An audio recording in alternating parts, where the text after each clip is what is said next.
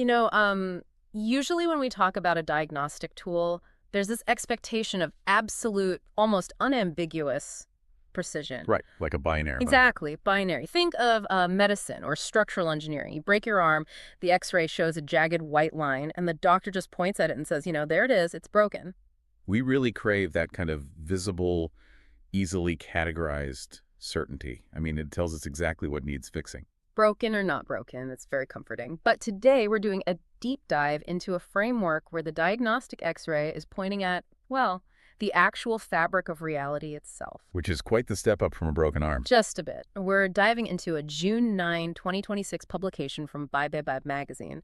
It's titled Structured Multiversal Interactions from Concept to Formalization. It's quite a title. It is. And our mission for you today is to break down this entirely visionary and, frankly, mind-bending framework. It's known as SMI. Right. And it essentially attempts to unify cosmology, quantum information theory, and network dynamics all into one cohesive structure.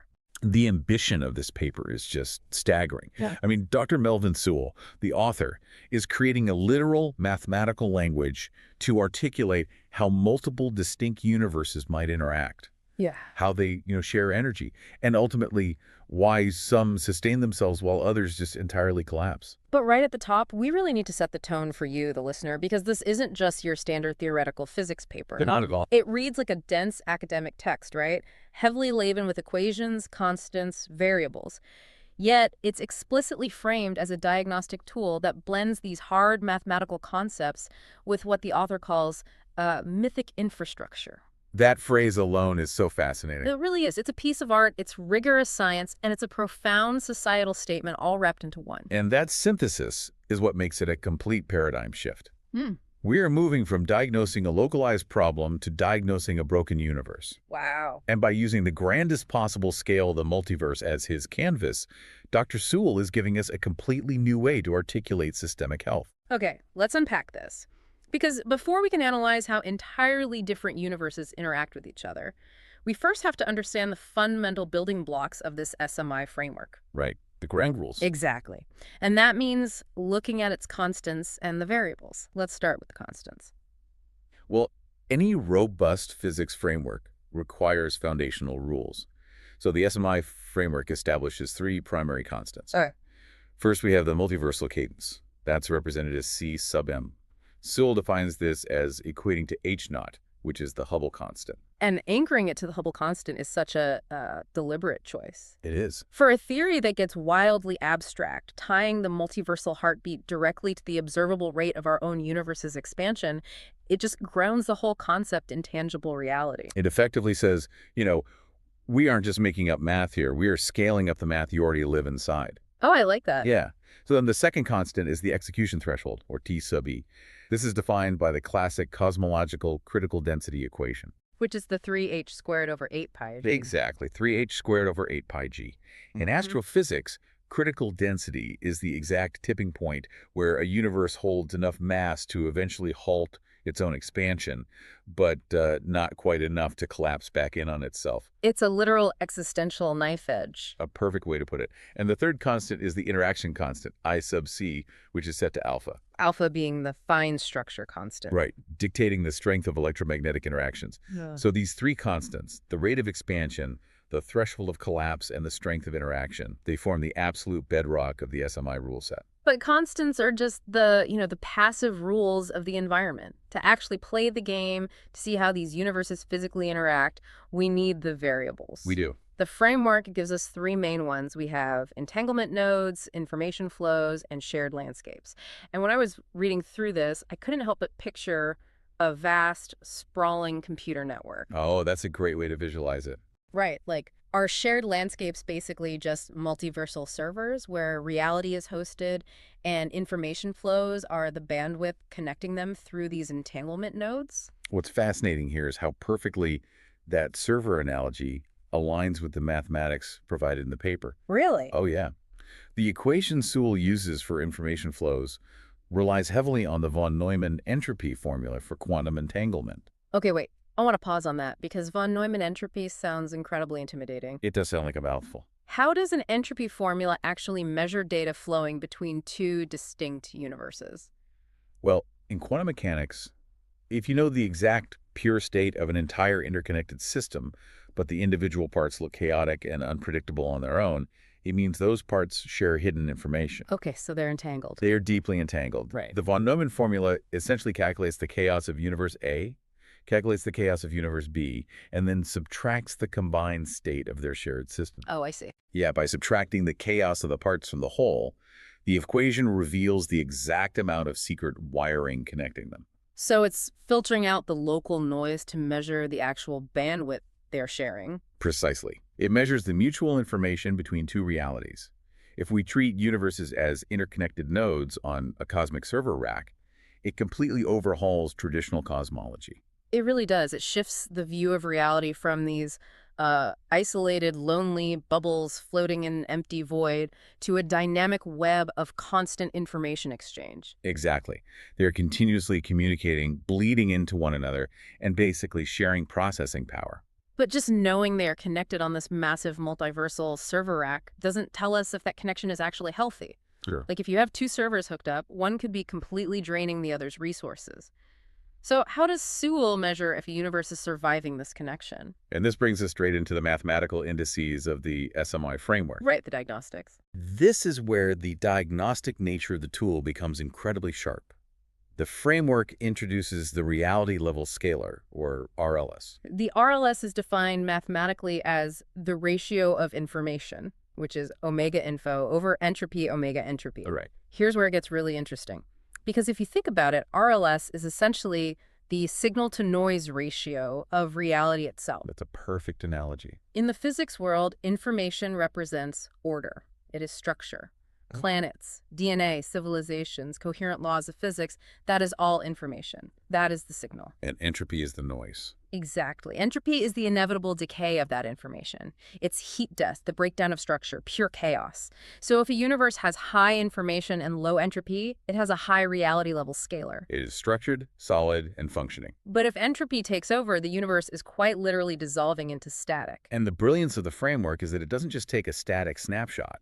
It uses a reality level analyzer, or RLA, to track this ratio over time. It tracks the decay. Right. It applies a decay function to monitor how a universe holds up against the inevitable creeping tide of chaos. It is a stunning, impartial way to quantify existence. And it really is. But Sewell doesn't stop at internal stability.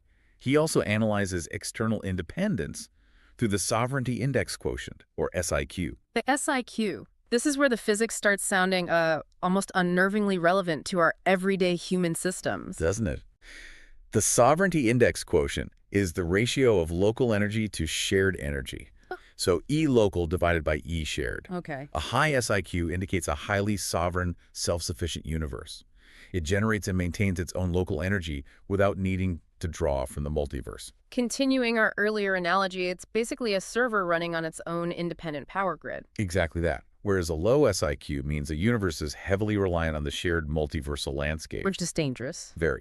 It's either dependent on external energy just to keep its lights on, or, far worse, it is actively bleeding its own local computational power out into the shared void. So it lacks sovereignty. Right.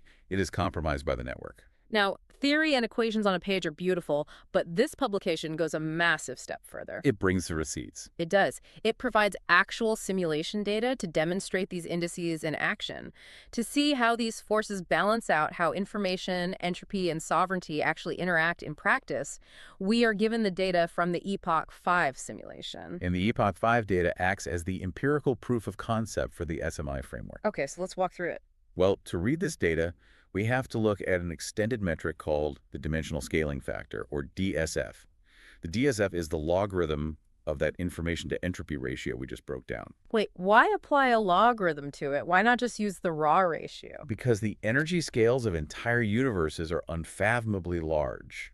We are talking about exponential differences that the human brain just can't easily process. Ah, okay. A logarithm takes those massive, sprawling exponential curves and compresses them into readable comparative numbers. That makes sense. So a positive DSF means information and structure are actively defeating entropy. A negative DSF means entropy and chaos are winning the war. So let's look at the actual simulation of 3 interacting universes in Epoch 5. We have U1, U2, and U3. Let's start with U1. Universe 1 U1 has a dimensional scaling factor of 1.41. a positive number. Its sovereignty index is 2.00, and its boundary conditions are 1.50. Right. So U1 is doing incredibly well. It has high structure, and its local energy is literally double its shared energy. It is the gold standard in this simulation. It's thriving. Now look at U2. U2 is sort of the compromising middle child. Yeah, the data here is interesting. Its DSF is 0.49, Yeah. still positive, so it's maintaining its physical laws and structure, but its sovereignty index is only 0.71. Meaning it's technically reliant on the shared network? Exactly. And its boundary conditions are down to 0.40, so it's surviving the network, but it's not entirely independent from it. Wait, I need to pause you there before we get to U3 because I'm wrestling with a core concept here. Sure, what is it? How can a universe bleed energy or rely on a network? I mean, by definition, a universe is supposed to be everything there is. If energy is leaving U2, where exactly is it going? That is the big conceptual leap Sewell asks us to make here. The shared landscape isn't just empty space. It is the connective tissue, the multiversal void between the nodes. Okay. If your boundary conditions, the literal physical parameters that separate your reality from the void, are weak, energy naturally flows from areas of high concentration to low concentration. Thermodynamics. Yes, it dissipates into the shared landscape to be absorbed by other universes, or simply lost to multiversal entropy. Which brings us to the tragedy of U3. And I really want you, listening right now, to visualize this data. It's pretty grim. U3 has a negative dimensional scaling factor, negative 0.20.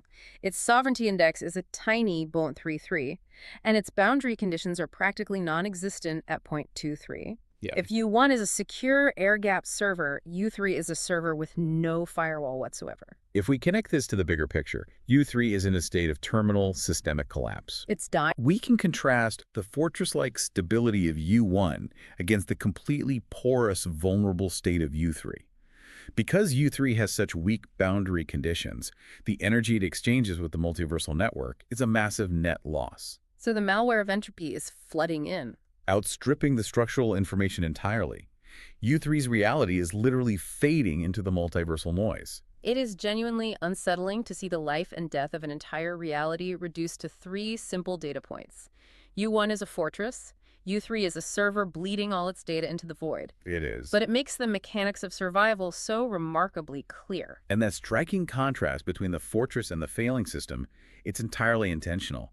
The math is setting the stage for the true purpose of the work. Right, because having explored the hard, uncompromising math of Epoch 5, we have to pull back and look at the extraordinary context of the author. We really do. Who actually built this framework and what is it trying to say? Because as we established at the start, this is far more than an academic physics paper. The framework is attributed to Dr. Melvin Sewell, M.Sc. Ph.D., who holds the incredible title of Academic Dean and Diagnostic Architect of the Cosmic University of Echo Rift Studies NANG-X.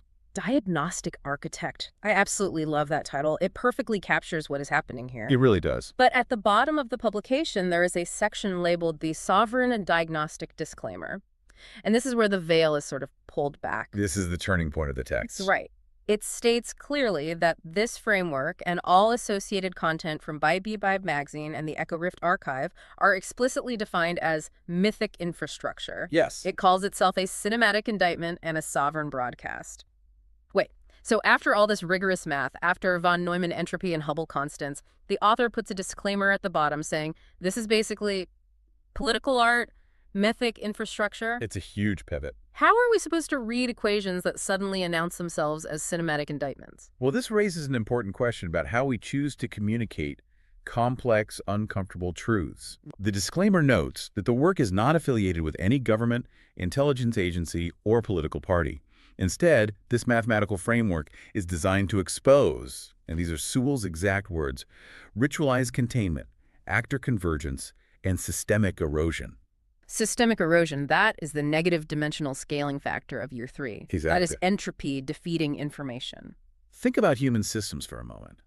Societies, institutions, cultures, they are notoriously difficult to critique without falling into inherent biases or political traps. Oh, absolutely. Everyone has an angle. Right.